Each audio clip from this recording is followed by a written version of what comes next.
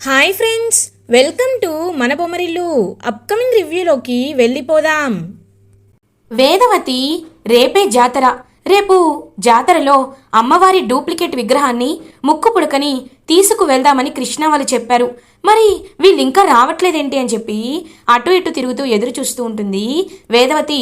అప్పుడే కరెక్ట్గా కృష్ణబాబు నిహారిక అమ్మ రామ్మా అని చెప్పి ఇద్దరు పూజగది దగ్గరికి వేదవతిని తీసుకొస్తారు.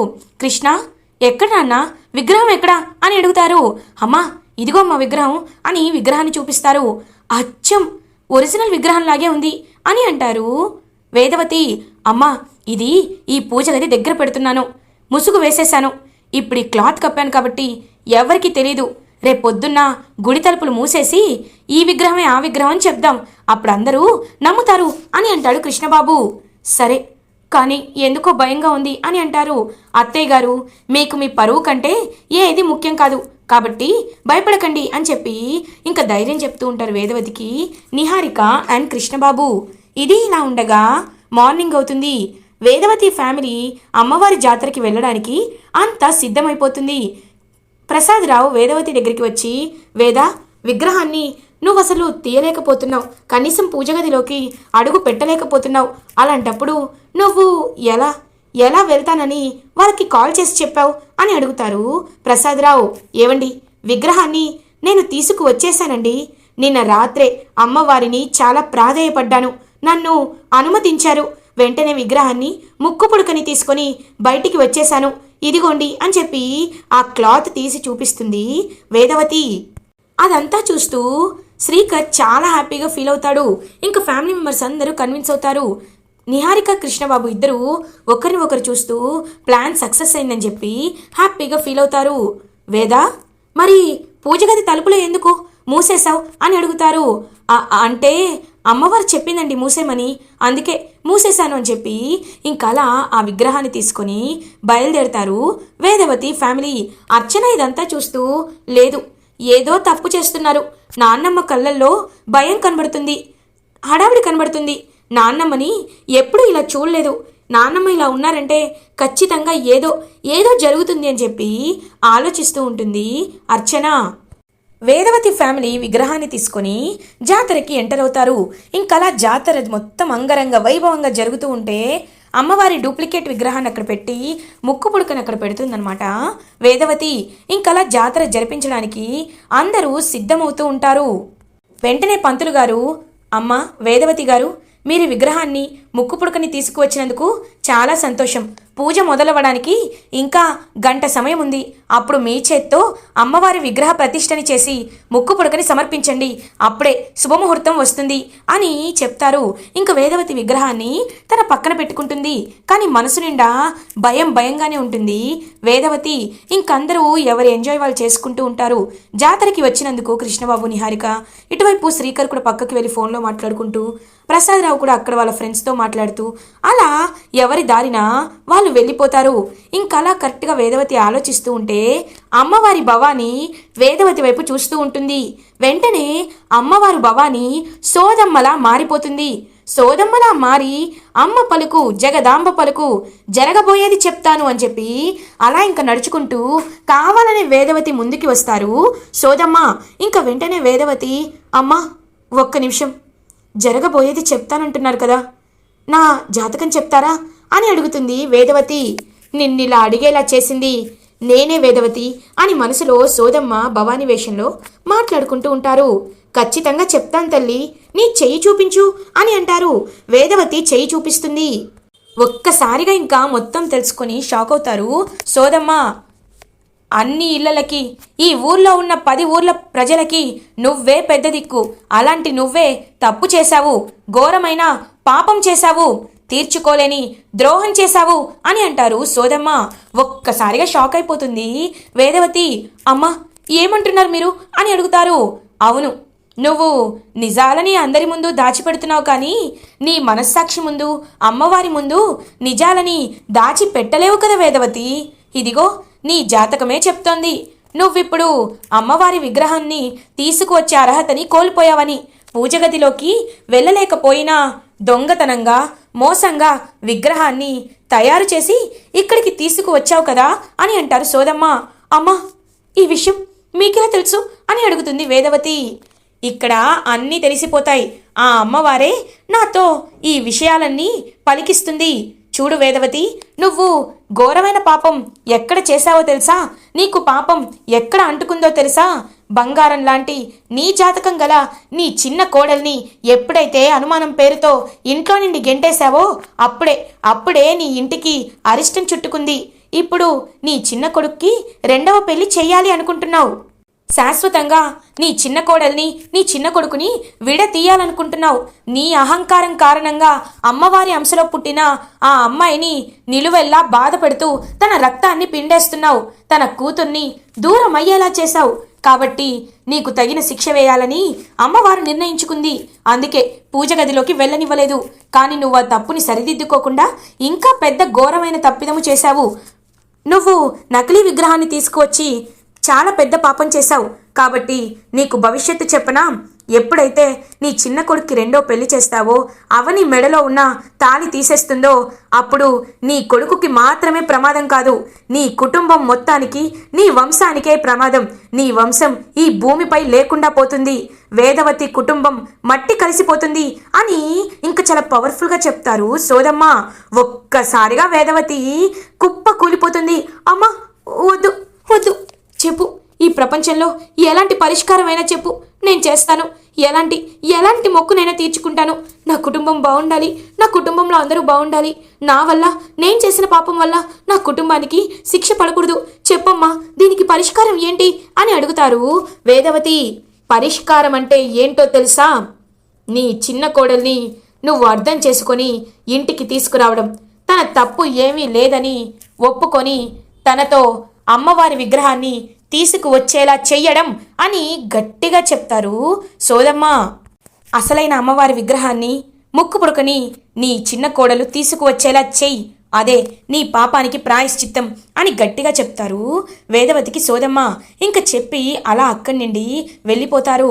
వేదవతికి మాత్రం నిలువెల్లా కాళ్ళు చేతులు వణికిపోతూ ఉంటాయి.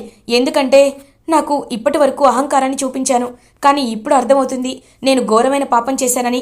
ఇప్పుడే నేను వెళ్తాను.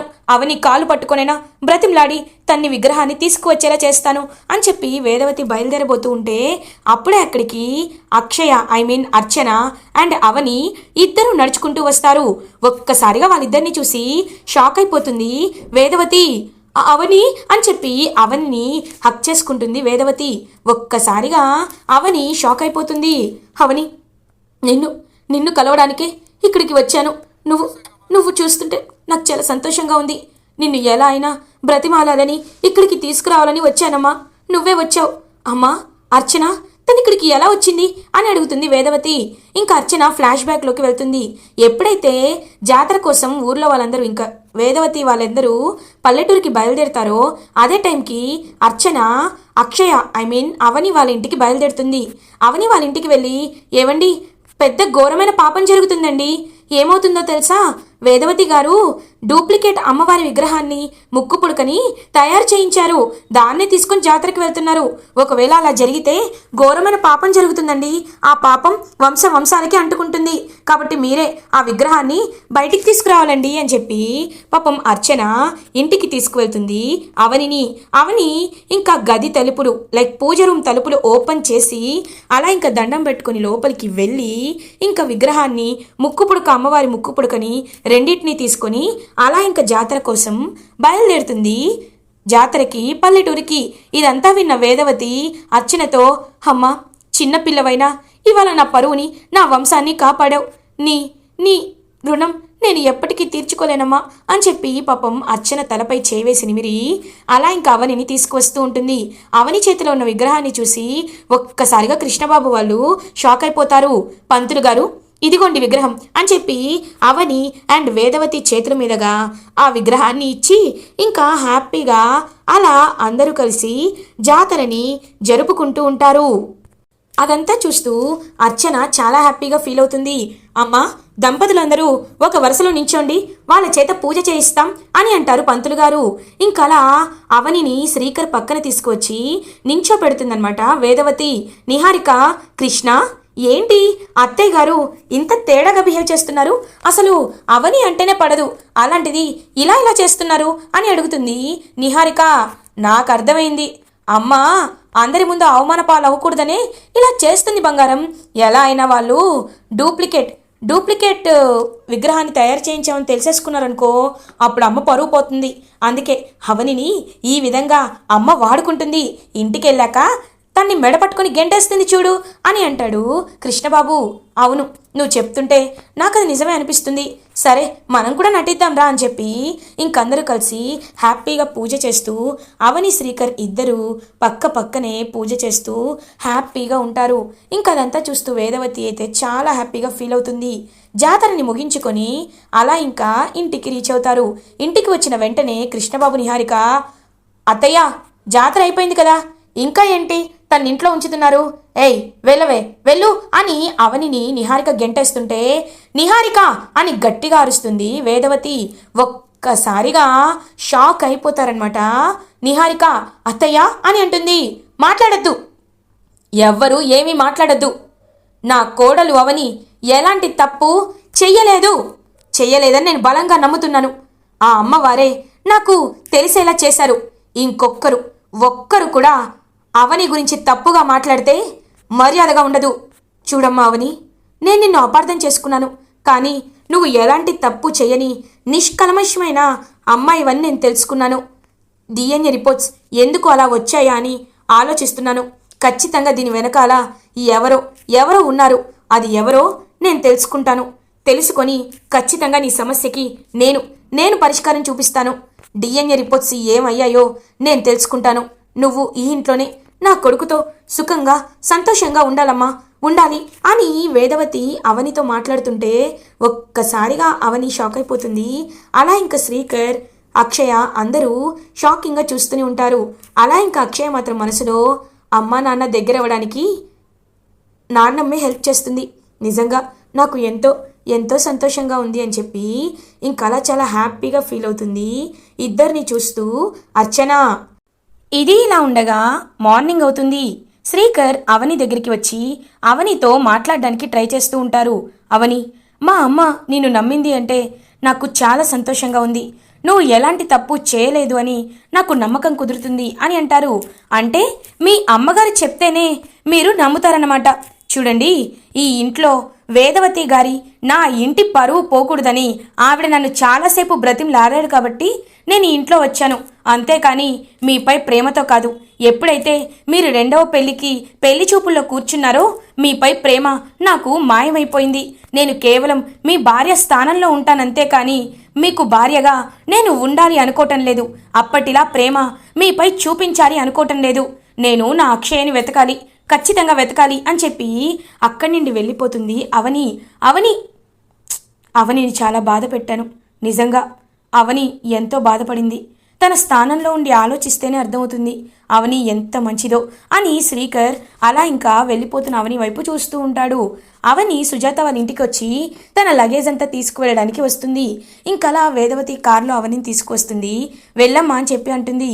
ఇంకా సుజాత ఒక్కసారిగా, అంటే నువ్వు ఇంటికి వెళ్ళిపోతున్నావు అన్నమాట. నాకు చాలా సంతోషంగా ఉంది. ఎందుకంటే ఆ వేదవతి గారే నిన్ను తీసుకువెళ్తున్నారు. చాలా హ్యాపీగా ఉంది.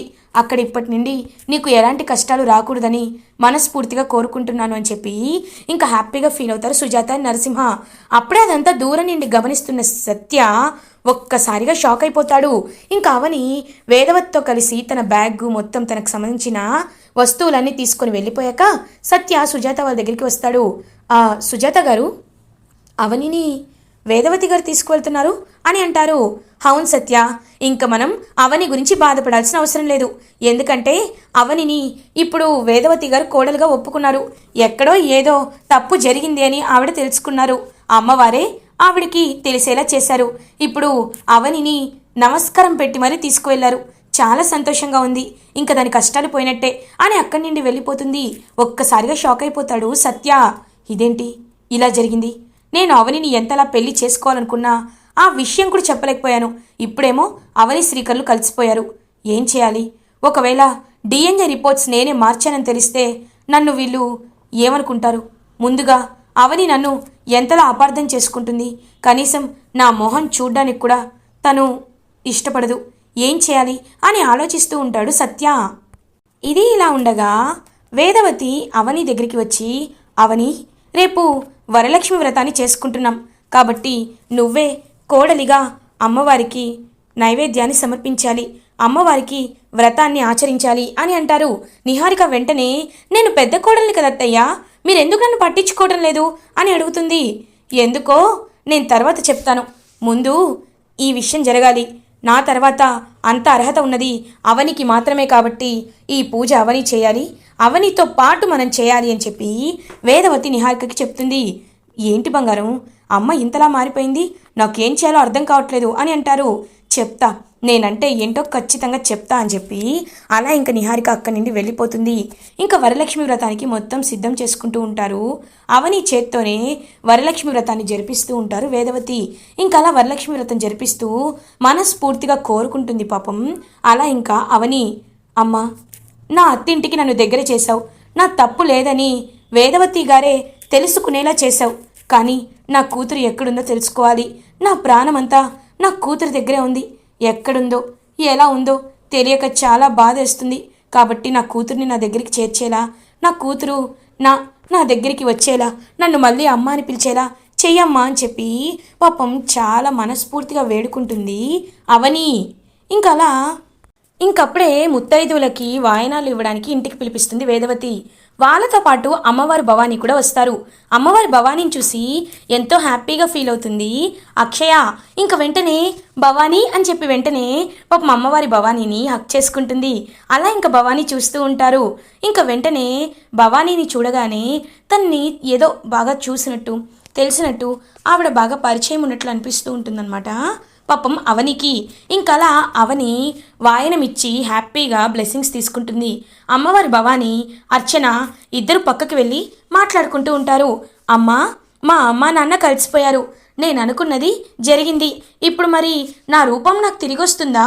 నేను అక్షయగా ఉండాలనుకుంటున్నాను, అర్చనగా ఉన్నాను, కాబట్టి అక్షయగా నా రూపం ఎప్పుడు తిరిగి వస్తుంది అని అడుగుతుంది. చూడమ్మా, దానికి ఇంకాస్త సమయం పడుతుంది.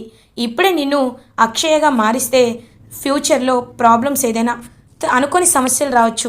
నువ్వు ఇలా ఉంటేనే నీ కుటుంబాన్ని ఇంకా బాగా కాపాడుకోగలుగుతావు, అర్థమైందా అని చెప్పి ఇంకా తలపై చేయి వేసి నిమురుతూ హ్యాపీగా చూస్తూ ఉంటారు అమ్మవారి భవానీ. ఇదంతా అక్కడికి వచ్చిన అవని విని ఒక్కసారిగా షాక్ అయిపోతుంది. అంటే నా అక్షయనే అవనీనా అని చెప్పి, అర్చనగా మారిందా అని చెప్పి, తన రూపం మార్చబడిందా అని చెప్పి ఇంకా తెలుసుకొని ఒక్కసారిగా షాక్లో ఉండిపోతుంది అవని. ఇలా ఎపిసోడ్ ఎండ్ అవుతుంది. ఫర్దర్ ఎపిసోడ్ రివ్యూస్ ముందుగా మీకు కావాలి అనుకుంటే మా ఛానల్ని సబ్స్క్రైబ్ చేసుకోండి. Thanks for watching.